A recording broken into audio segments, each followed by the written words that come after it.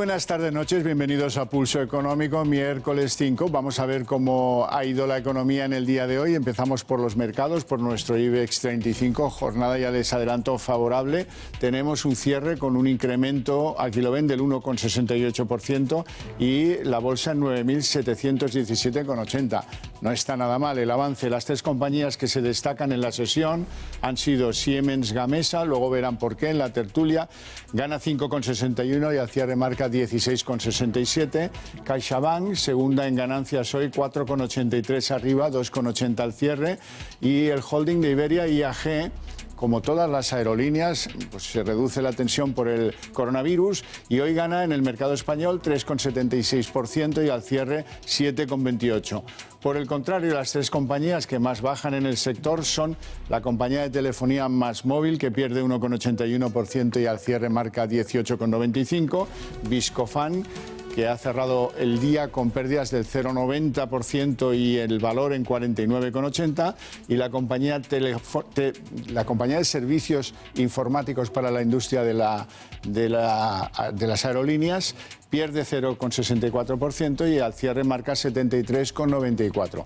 Por lo que toca a los fundamentales, pocos cambios. En términos de aportación al crecimiento, seguimos con los datos del último trimestre, 0,5%, 2% fue el total de crecimiento del PIB el año pasado. En términos de inflación, pues ahí tenemos los datos de enero que marcan un interanual del 1,1% de aumento de los precios. Los datos del paro, según la última EPA, afecta al 13,78% de la población activa, y el Euribor, que marca promedios de 12 meses en menos 0,253. Hasta aquí los datos. Vamos con lo importante de los temas económicos en el día.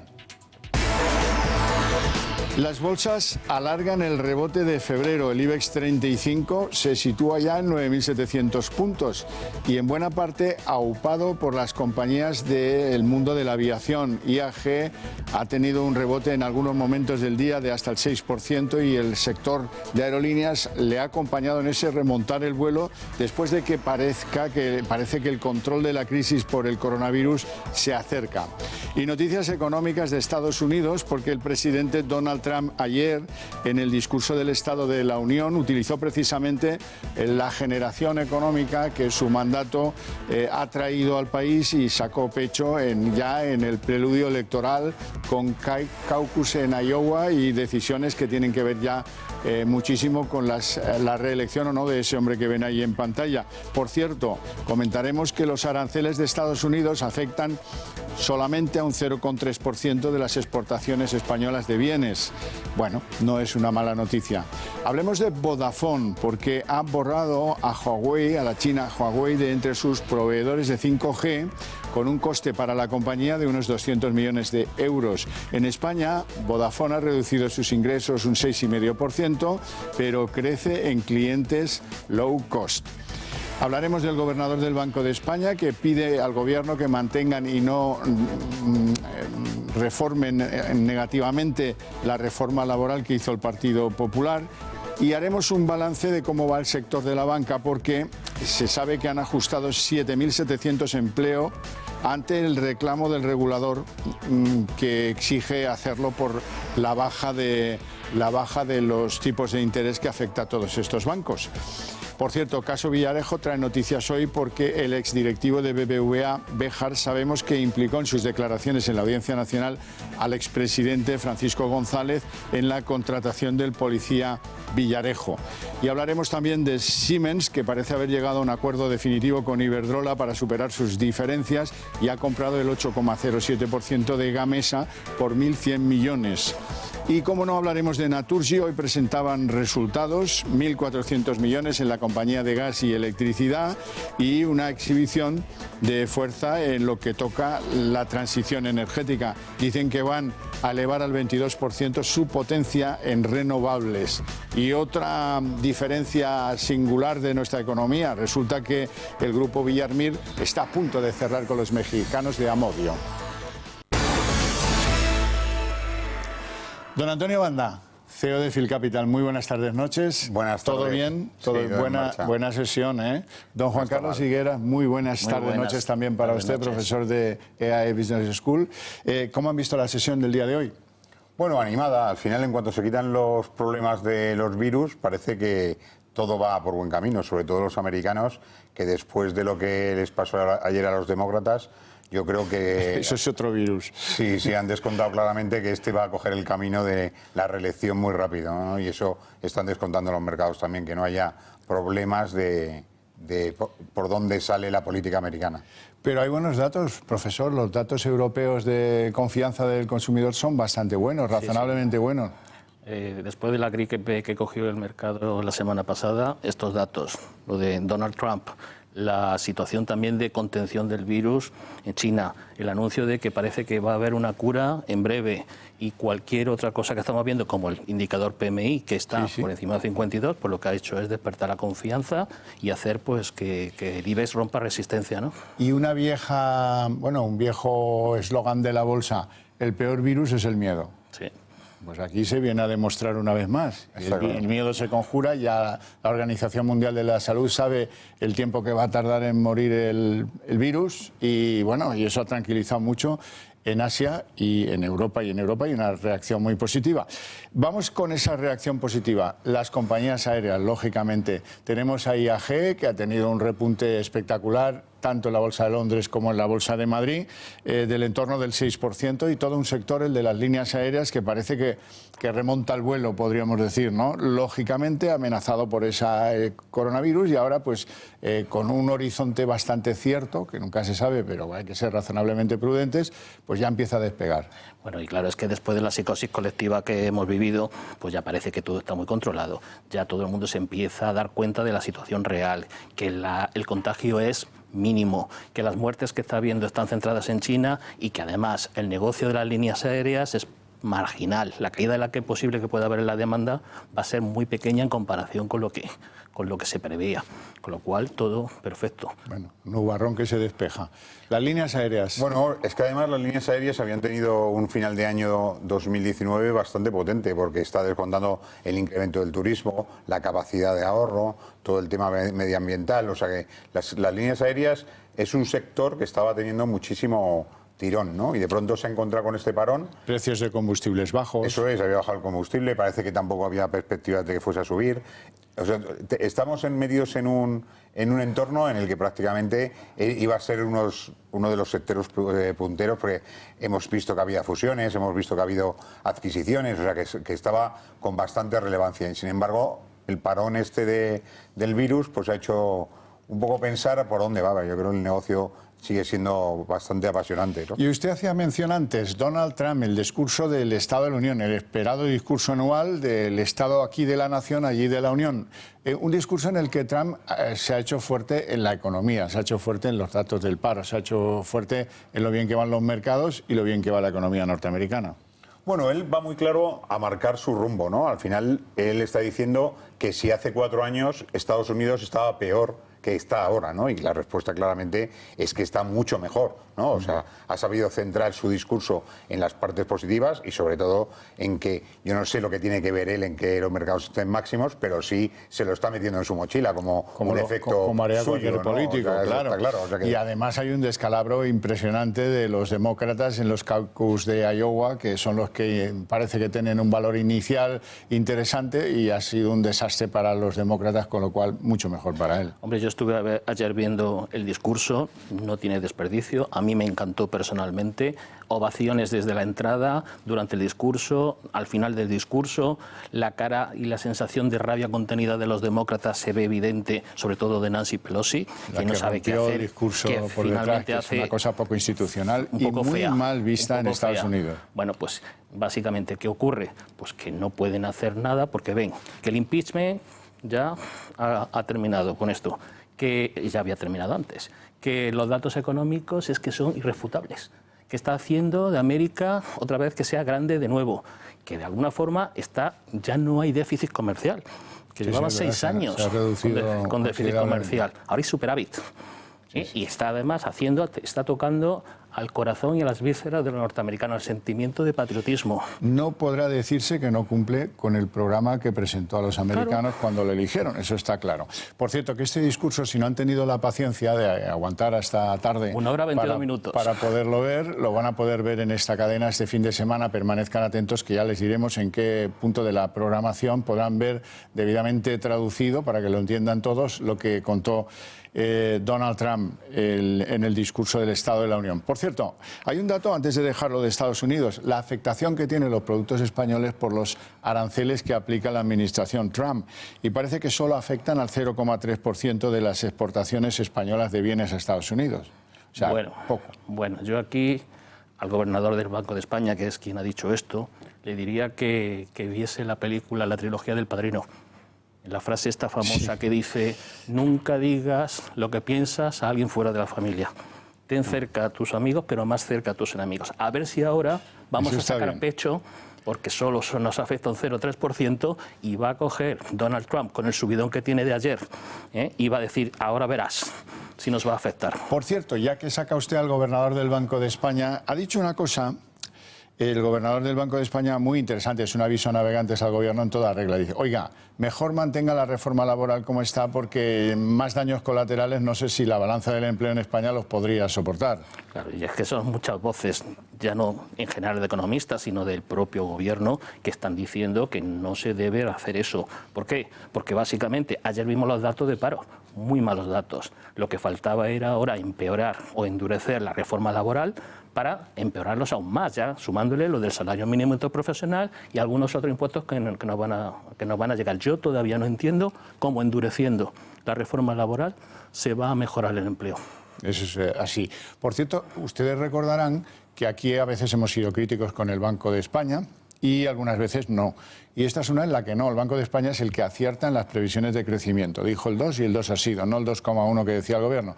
Y el Banco de España es aquel que dijo: en 2 años vamos a perder, por esta decisión del salario mínimo interprofesional de subirlo a 950 euros, desde ayer ya ese es el importe, vamos a perder 150.000 empleos. Bueno, en el primer año han sido entre 50 y 60.000 y ahora viene el segundo. Acertaron los señores del Banco de España. Bueno, es que al final el Banco de España, su función principal es hacer esos estudios y preparar y informar a la economía española.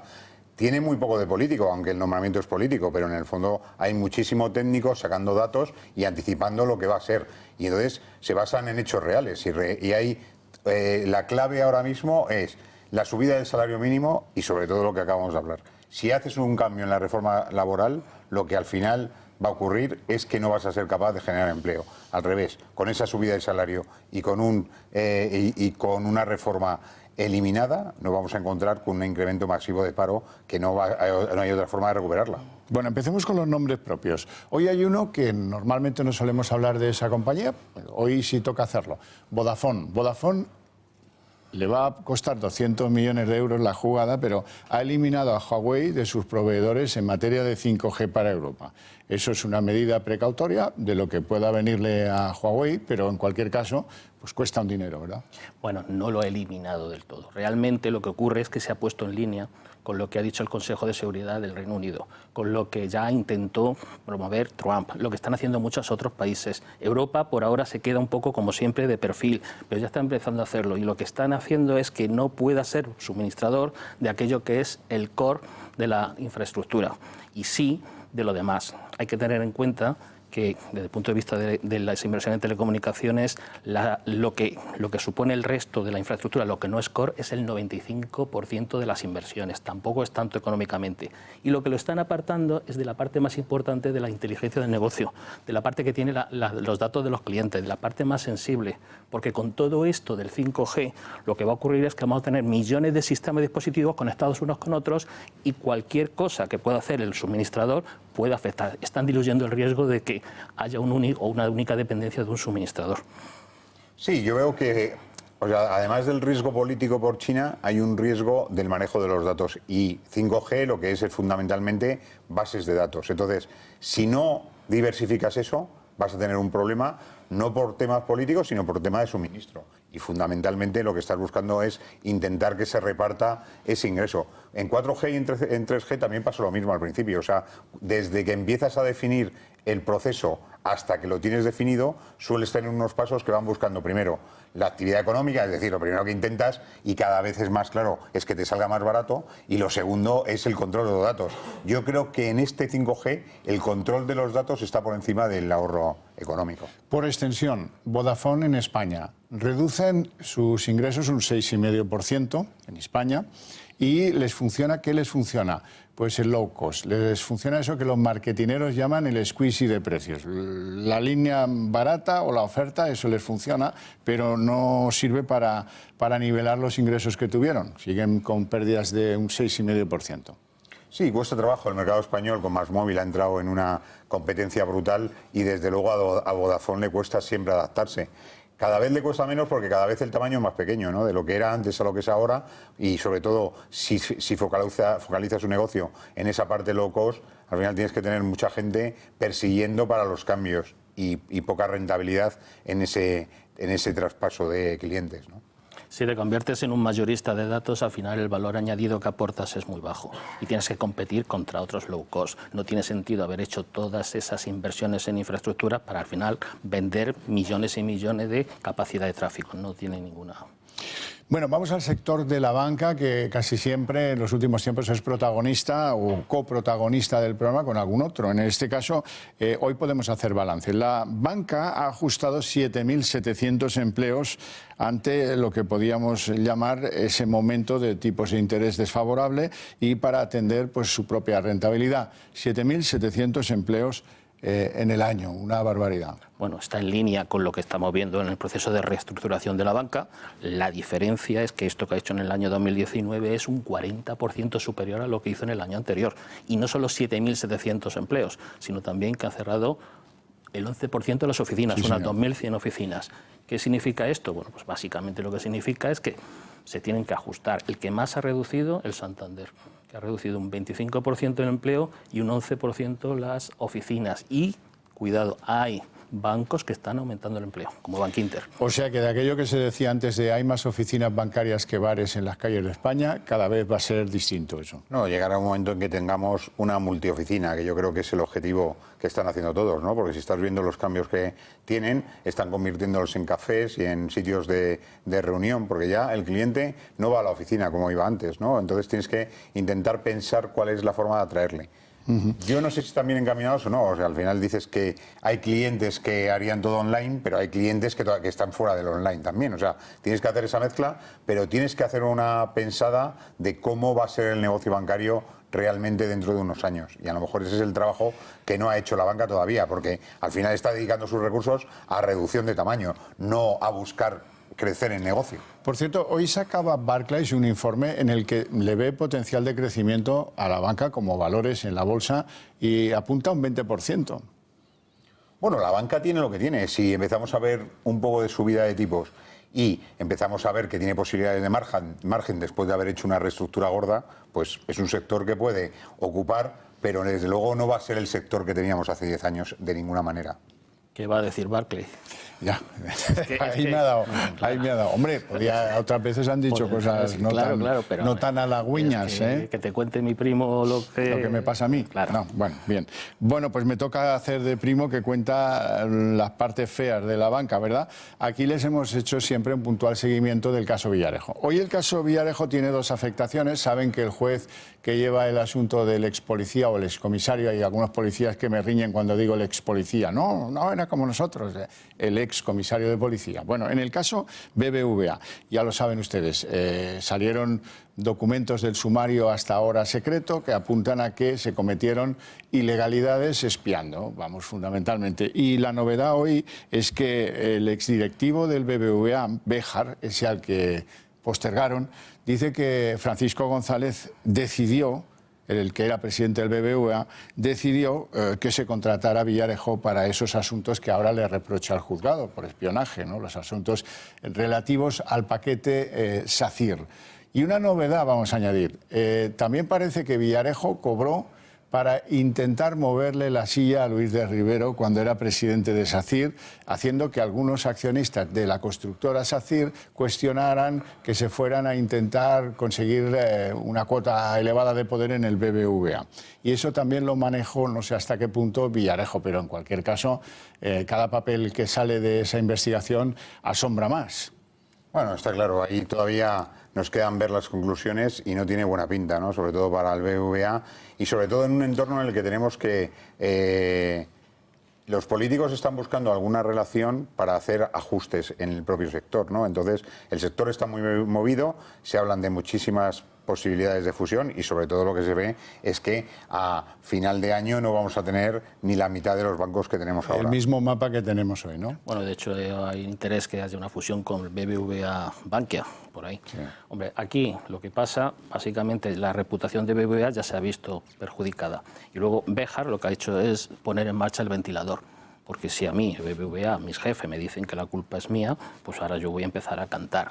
Y hoy, bueno, ahora que se ha levantado el secreto de las actuaciones, pues es cuando empezamos a enterarnos de los primeros flecos de los que tienen que salir. De lo que había pasado dentro del juzgado todo este larguísimo tiempo en el que las investigaciones, que aún en parte son secretas, pues se llevaban con la discreción propia de la Audiencia Nacional.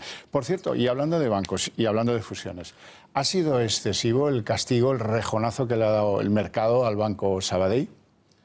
Bueno, al final el mercado poco que decir en contra de lo que hace, ¿no? Lo que pasa que quizás el Sabadell lo que hizo fue un movimiento hacia arriba justificado en unas cosas que iba a hacer que al final no ha podido hacer, ¿no? Entonces yo creo que está volviendo a los niveles que tenía previos a los anuncios que hicieron y yo creo que al Sabadell le cuesta trabajo. El día de la salida del Brexit llegó a caer un 14% en bolsa. ¿Eso es una pasada o, en fin, o lo merecían? Bueno, o sea, el valor del Sabadell es el que es. En el trasfondo de todo esto lo hemos visto en la comunicación de los resultados, ¿no? O sea, no cumpliendo los números, estando lejos de las expectativas y no presentando un plan de negocio para los próximos meses que sea realmente creíble. Y eso es lo que ha valorado el mercado y en estos niveles. O sea, que el mercado también es soberano dando los precios. Ya, lo que pasa es que el mercado muchas veces se asusta más de la cuenta. Yo creo que el incumplimiento de esos resultados, que efectivamente ha sido así, no justifica la corrección a la baja de casi un 30%. Yo creo que es demasiado vulnerable a pequeños mensajes que le afectan mucho. Y luego no hemos visto en los días posteriores a la salida del Brexit que eso, pues alguien reconsidere la decisión y le permita recuperar algo del terreno perdido en ese enrejonazo tan brutal, ¿no? Los analistas, la mayoría de los analistas ponen como precio objetivo entre 1,3 y 1,6. Bueno, yo creo que... Bueno, y contarles una noticia feliz. Al final parece que hay fumata blanca y que Siemens está comprando a Iberdrola su participación en Gamesa. De momento ha comprado el 8 y pico % y eso parece que va en vías de resolución, ¿no? Sí, bueno, ha salido al mercado vendiendo su posición, o sea que realmente Iberdrola da la señal de salida, nos queda poco más. O sea que Siemens ahí lo que está haciendo es quedándose con la compañía e intentando incluirla en su negocio, que lo ve muy claro, ¿no? Más que lo veía Iberdrola. Posiblemente. Bueno, lo que ha hecho es cerrar las disputas judiciales que tienen en marcha desde hace tiempo. Lo que ha hecho también es, bueno, si pone una valoración de unos 14.000 millones del negocio de Gamesa, que no está mal. No está mal. Y ahora hay un pequeño, digamos, va a haber un pequeño lío porque las asociaciones de accionistas minoritarios dicen que ellos también quieren que les paguen a 20 euros por acción, como han hecho con Iberdrola. Y entonces pues veremos en los próximos días o en las próximas semanas cómo se mueve esto.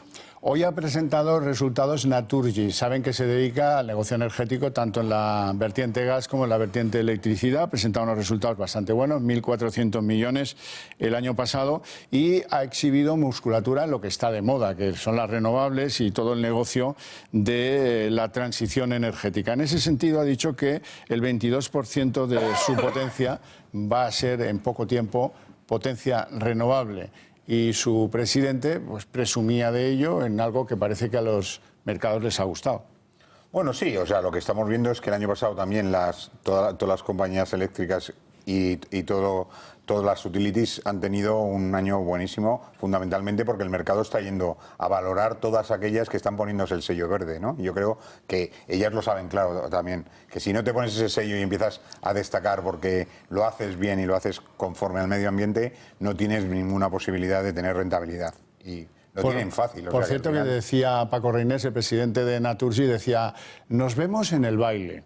Y eso, en estos tiempos y en estas épocas, quiere decir lo que quiere decir, que se ven en operaciones de alto contenido de fusión, de absorción o de lo que sea, en breve plazo. Bueno, también hay muchas operaciones de compraventa de parques eléctricos, de eólicos, de desarrollos, o sea, que no solamente consiste en comprar compañías, sino en que hay muchas oportunidades de intervención de los private equity. O sea, yo creo que es un mercado que está absolutamente en el momento bueno. Yo diría que nos vemos en el baile, vamos a ver si sabéis bailar como yo, porque los resultados que ha tenido son mucho mejores de lo que se esperaban y porque además han acometido proyectos de reducción de eficiencia y de reducción de costes recurrentes que a lo mejor no todos pueden hacer. Otro divorcio empresarial que parece que se encarrila es la solución para OHL con los mexicanos de Amodio. Queda claro que no quieren lanzar OPA, pero que quieren esa fusión, quieren alcanzar un 35%, lo cual dejaría a Villar Mir y a su familia con el apenas 23% del capital. Bueno, aquí tienen un pequeño problema, y es que según la legislación, por encima del 30% tienes que hacer una OPA. Entonces se están agarrando, primero, a que la Comisión Nacional del Mercado de Valores les autorice a que con el 35% se pueda hacer sin OPA, porque hay, algunos apartados de la ley que permite hacer eso o autorizarlo si es por razones empresariales o industriales. Está pendiente de... Sí, yo creo que ahí Villar Mir ha encontrado una oportunidad de resolver los problemas que tiene tanto personales como además de la propia compañía, ¿no? Y entonces se busca un caballero blanco y va a intentar pues hacer lo que pueda. O sea que ajustarse a la ley va a tener que ajustarse, pero realmente soluciona lo que estábamos hablando, que OHL lleva un año de muchísimo sufrimiento. Y dificultades. Bueno, muy brevemente, mi asombro y el suyo, me imagino con el mío, cuando leemos cosas como que hay un fraude de 6 millones de euros en pensionistas fallecidos a los que se les seguía pagando la pensión. Y eso, dice, ¿cómo puede ser en la época de que estamos controlados con el gran hermano por aquí y por allá? Es que los pobres pensionistas no van 2 veces al año o una a decir sigo vivo y firmo ante el banco. Es que la tesorería de la Seguridad Social se duerme en los laureles. Es que no hay conexiones con los registros civiles que permitan saber, tocando quién ha muerto en el día y quién tiene que ser borrado de la lista de los que cobran las pensiones. Ahí lo dejo, pero, en fin, uno se pregunta, Hacienda estas cosas no le pasan, ¿eh? En cambio, la tesorería, es que esto es siempre lo mismo. En fin, muchas gracias por su atención, no tenemos tiempo para más, lo dejamos aquí y mañana a las 8 en punto otro Pulso Económico. Gracias por elegirnos.